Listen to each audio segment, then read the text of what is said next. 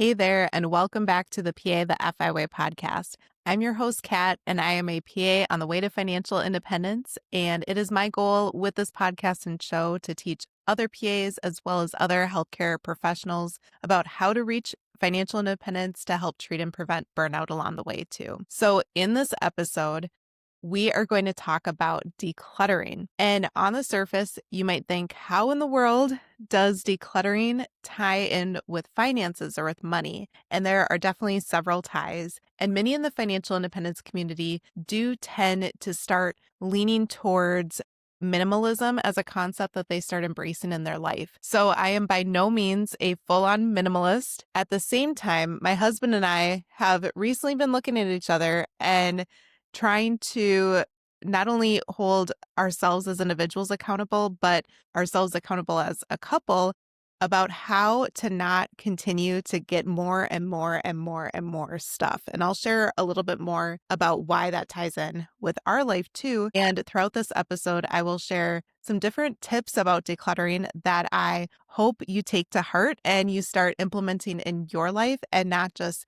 put it on the back burner for someday in the future. You can start doing some really simple decluttering things now. So let's dive in here. Why decluttering has been so important for my life currently, as well as other family members too, is because we decided this year that we are going to sell our house. And that is a decision that we've been thinking about for a few years now. And I won't get into the whole why behind it by any means, but further background with that information is several years ago when we bought this house, we decided to buy it as a fixer-upper, meaning that it was completely stuck in the 80s.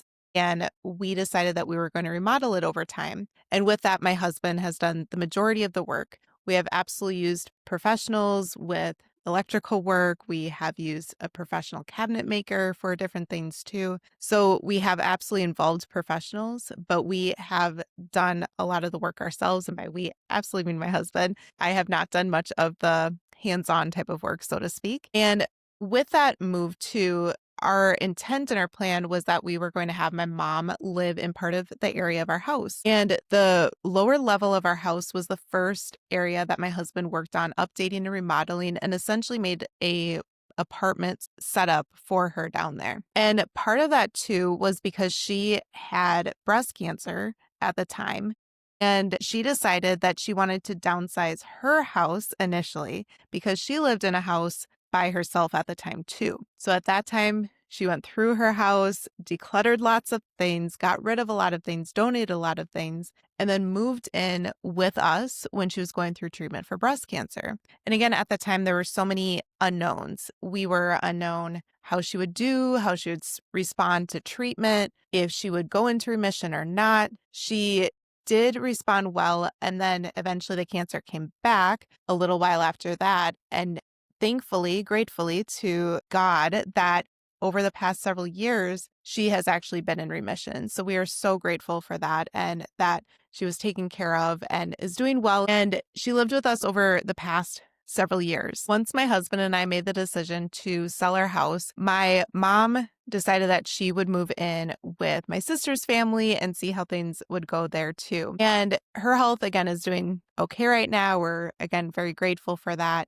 But she really likes to feel as though she's helping people out, contributing. She'll help out with their kids, my niece and nephew as well. So once we made the decision to sell our house in the spring, we decided that the first step was to help my mom move over there. And the first phase of the decluttering for us and our household was to help my mom go through her things. Again, she had already done that initially with the whole entire house, but there were still several things that she had and had accumulated more over the years. So it was going through her things and then getting her moved over to my sister's house. A lot of her things mixed with our things were downstairs in the basement. And also downstairs in the basement was not only our things over the years that, again, we've accumulated, maybe we haven't used too much of, but in addition, we have other family members that have passed away.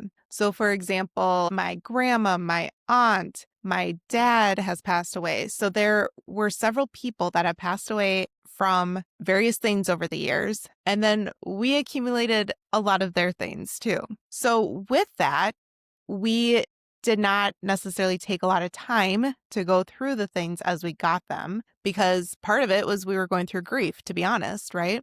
And then my husband's dad has passed away as well. So he even had stuff from his dad. So again, we had lots of stuff. It was not just ours as a couple, it was my mom's and then relatives who had passed away too. By no means was this a hoarding situation, but you can imagine that with all those boxes, again, just lots of boxes, lots of bins, lots of stuff down in the basement. So just painting the picture for you.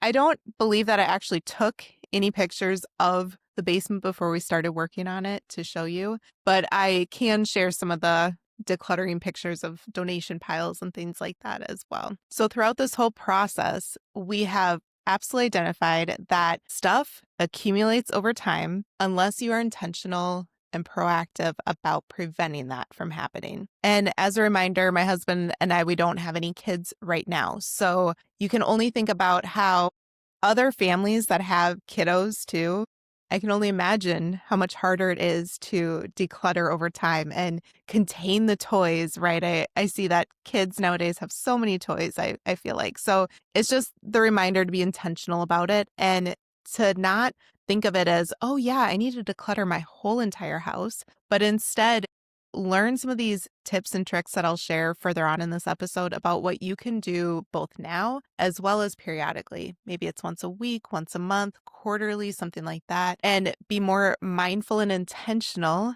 as you're buying new things throughout your life too. For a lot of people, physical clutter can actually contribute or even mirror mental clutter. And again, even financial clutter too. If people are very impulsive buyers, then they might have all sorts of stuff from all their purchases recently too.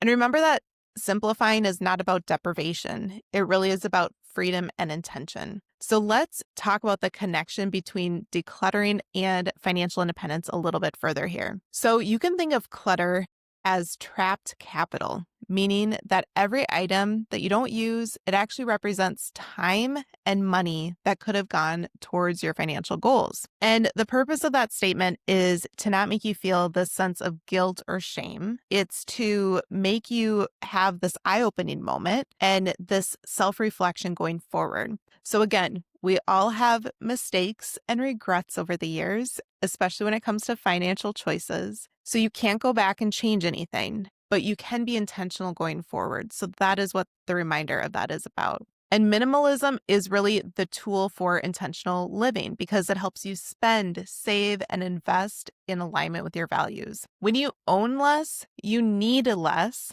and therefore you work less and have more freedom. So even just use the example of if someone feels as though they need this giant McMansion house, right?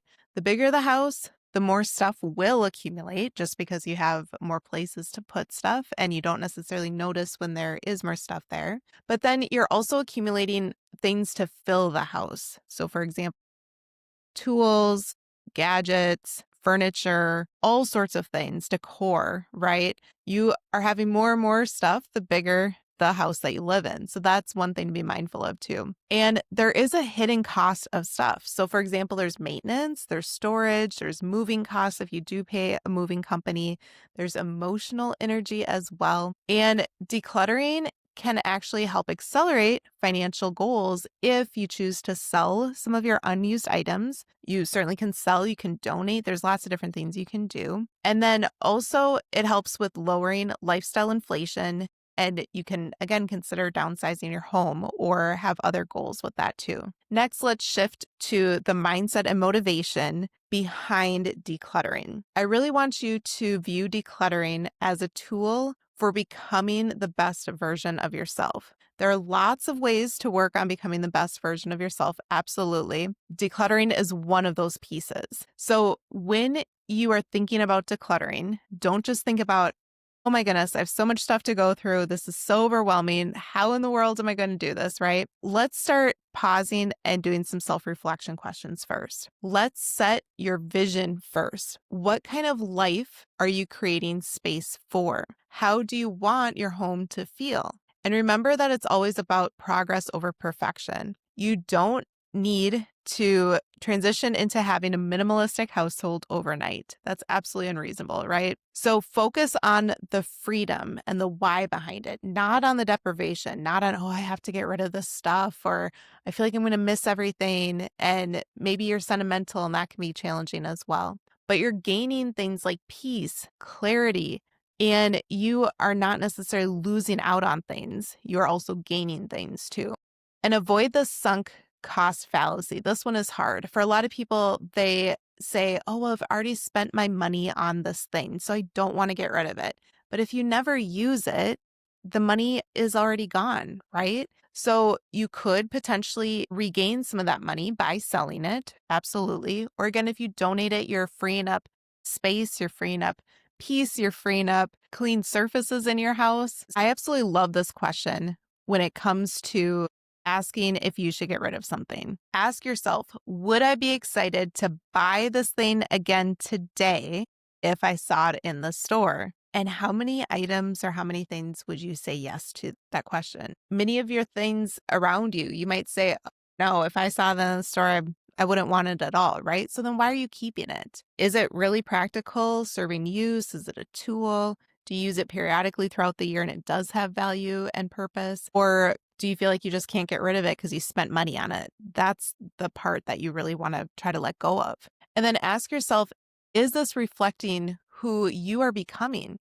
You want your environment aligned with what your mission, what your values are, what your goals are for your future as well. And then decluttering also has emotional and mental benefits. For example, you have less decision fatigue. The fewer the clothes, the fewer the shoes, the fewer the choices, right? So that creates more mental clarity. And then you also can have lighter space, and that can lighten your mind and help reduce burnout. When some people come home from a long day at work, this absolutely is personality dependent. I feel like some people are like this more than others. But when some people come home and they see clutter all over, clutter on the table, on the counters, on the floor, all the places, right? That can make them feel even more overwhelmed and more burned out versus maybe you've had this time over the weekend to clean up. Maybe you hosted someone and your house was cleaner and less cluttered because you had someone over. And then when you come home after that, you think, oh, this is nice. This is relaxing when I walk in the door. And when you are transitioning towards becoming more minimalistic, you can learn to develop a greater sense of gratitude and presence for what you do have. You can be thankful for the few items that serve their purpose and that you do utilize or that do bring you joy. And honestly, this can be a really good time to reset. It can be a good time with decluttering to reset your emotional energy, your mental bandwidth, and to almost serve as a chapter for closing a chapter in your life and opening up a future chapter as well. Let's transition to talking about some practical systems for decluttering. So here are some tips and tricks that you can think about utilizing and implementing into your life.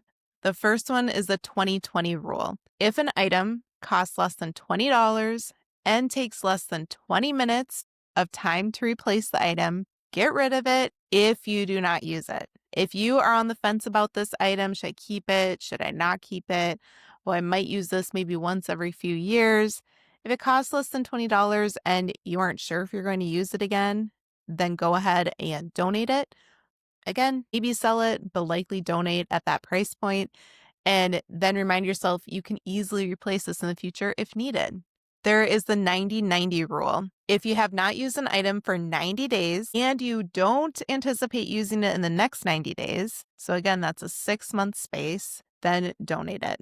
And this is helpful for things like tech, gadgets, kitchen appliances that are those smaller counter appliances, clothes, etc. There is another rule that is called the 1 in and 1 out rule, or you can be a little bit more extreme and do 2 items in and 2 items out. And what that means is if you are bringing 1 item into your home, you need to let 1 item go out of your home. And again, if you are trying to lessen and decrease all the items in your home, then go ahead and try 1 item in and 2 items out and see how things go there. That helps keep the future clutter from getting worse and creeping back in over time too. And then there is the house on fire rule. This one really helps you decide and clarify what truly matters to you. So this rule is, if your house was on fire, what would you absolutely have to go in and grab? And I will guarantee it's not boxes and closets full of things, right? It is very likely a few small items. And that can really help provide that clarity for you when you are really trying to reflect and be like, do I really care about this item? Do I really want to hold on to this item? Do I intend to use it one day? Maybe not, right? But if you value and maybe have sentimental value towards a few items, because again, you're thinking about if your house is on fire, that can help really bring to light what you should keep. Really lessen the other stuff, right? It really puts it into perspective of, oh, I really don't necessarily need to hold on tight to those things. So here are some other systems to keep decluttering manageable. This is called the box trick. What you want to do is you want to put items that you are unsure about. You're pretty sure you want to donate them, but maybe you're unsure about it. You put it in a box and you label it. You can label it whatever you want. And then you date it.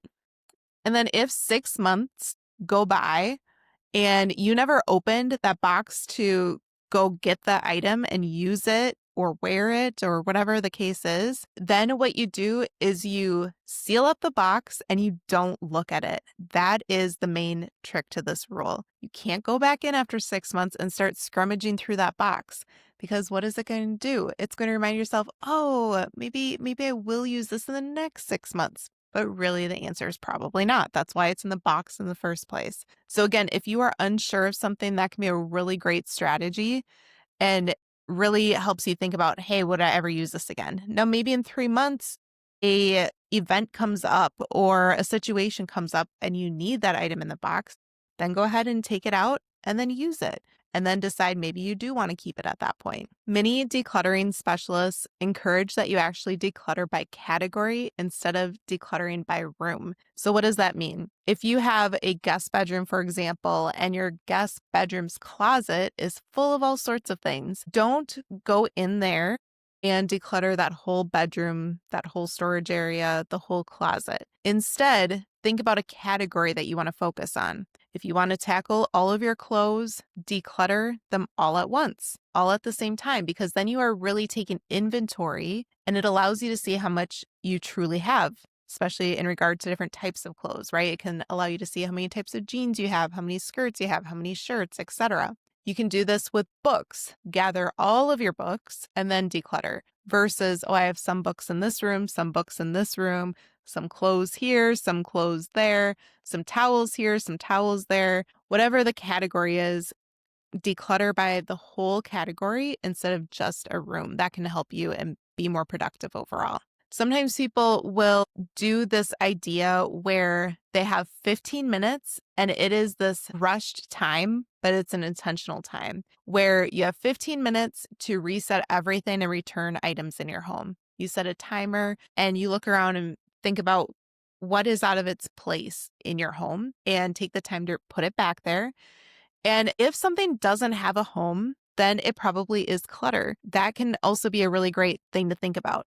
If I don't know where to keep this thing or where to put it or where to use it, then why do I have it? Another variation of setting a timer for 15 minutes is quick, determined decluttering, meaning that for that next 15 minutes, you just grab things that you know that you really don't want. And you could take a garbage bag, for example, and make it your goal for the 15 minutes to fill that garbage bag, or take a box and make it your goal to fill that box of items or things or clothing, etc., that you just want out of your home. And again, depending upon what it is, you might want to throw it away, you might want to donate it, or potentially you might want to sell it. And selling can look like all sorts of variations too. There's Facebook Marketplace. There are different local stores that will buy things. If it's a collectible piece, there's all different ways to sell collectibles. So the whole selling piece definitely has lots of options there too.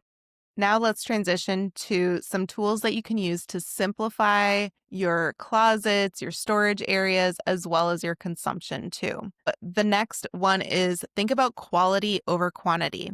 Buy fewer and better things. This especially can come to things like clothes, shoes, jewelry, accessories, things like that. Think about those things that you use every single day and buy quality if that's the case, not just that you need tons of different clothing items if they're not really great or if they're itchy or uncomfortable. That can be a huge one for a lot of people, and that you don't think you'll actually wear it because you don't feel comfortable in it. Transitioning further into clothing, think about capsule wardrobes. So you can pick your 30 to 40 favorite pieces that you utilize quite often and that actually match and coordinate with each other. For example, you have a jacket or a blazer that works really well with all sorts of different types of bottoms or different types of shirts. Maybe you have different colors that you tend to coordinate throughout your outfit and throughout your closet and kind of stick with those as well.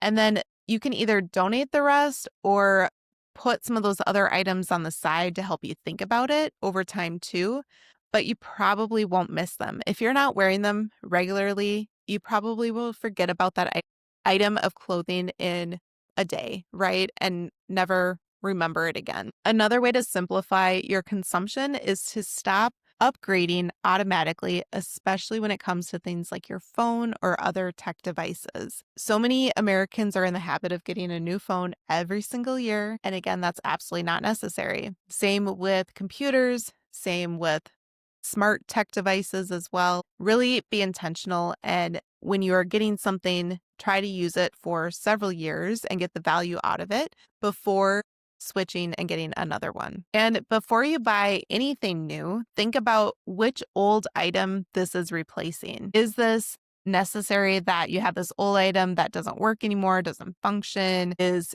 pretty battered? It's very reasonable to replace it, but then make sure that you actually do the replacing and get rid of the old item too. Next, let's transition to talking about the different strategies behind the emotional part and social part of decluttering. It is important that you declutter guilt and pressure too. Get rid of those things as you are going through the decluttering process. For example, you might feel like if you get rid of something that it's so wasteful and that you need to keep it. And I find that generations before us, especially that grew up in the Great Depression or that had parents that grew up in the Great Depression, definitely have that mindset where they feel wasteful for letting things go and they feel like they just need to hold on to them for the years to come too. But you aren't wasteful. You are really realigning your values for your life. And often, if the item has use left in it and has practicality in it, you can again donate it to someone else or donate it to a place that will sell it to people. You can try to get some social connection in throughout the decluttering process by decluttering with a friend or family member. It can add accountability, it can add some sanity, and it can add some perspective. You can kind of talk through the item a little bit if you're unsure, or think about why this item is sentimental for you and have that perspective of them saying, okay, do you really need that? We have 5 more of those items. Or, hey, if you do want to keep that, let's get rid of some of these items otherwise. And if there are certain sentimental pieces, you can keep them without keeping the item itself by taking a picture of them. So sometimes people will instead take a picture and even do a little bit of journaling about it.